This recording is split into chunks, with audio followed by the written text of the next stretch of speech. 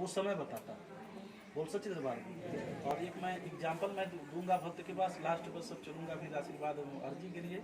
Example के रूप में मैं बताना चाह रहा हूँ, उदाहरण के रूप में जिसको बोलते हैं, कि मैं बोलने वाला हूँ कि इतना बस समझ लो कि उदाहरण के रूप में मैं ये कहने वाला हूँ कि जैसे कि गुरु, इसलिए गुरु दुनिया में इंसान क्यों बनाता है, जो भक्त है गुरु के पास क्यों जाता है, वही है कि हम घर से पूजा करते हैं, पाठ करते हैं, रोज इष्टों का नाम लेते हैं, रोज हम ध्यान देते हैं, दुनिया के मंदिर को हम पूजते हैं, मगर हमारे समझ में नहीं आता।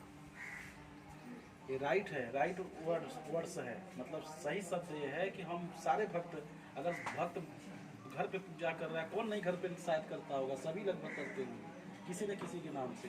बोल सच्चे दरबार। मगर अगर डायरेक्टली अगर सब भक्तों को अपने से अगर शांति मिल जाती, कृपा हो जाती, इष्टों का छाया हो जाता, इष्टों का आशीर्वाद हो जाता, तो उसको कहीं जाने की जरूरत नहीं होता। ध्यान रखो इस बातों को।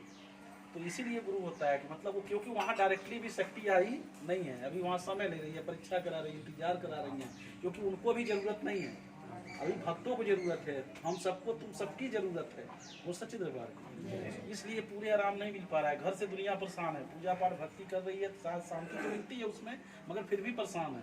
वो सच्चे दरबार। ये नहीं कहूँगा, भक्ति करने से शांति तो मिलेगा, कुछ नहीं तो जैसे कितनों नहीं तो 10-20%, 50%, 30% आराम, राहत तो अपने से भी मिलेगी, क्योंकि इष्टों का कृपा तो होंगे।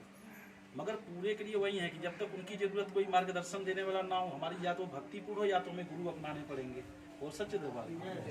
तो इसीलिए दुनिया में इंसान भटकता है कि गुरु की जरूरत पड़ती है, कि जिनको शक्तियाँ स्वयं विराजमान हो जाती है, स्वयं मिल जाती है, स्वयं अवतरित हो जाती हैं, उनके पास भक्त जाता है, अर्जी लगाता है, तो वो वचन देते हैं, तो शक्ति काम करना चालू कर देती हैं। वो सच्चे दरबार। जिन शक्ति का तुम लोग घर से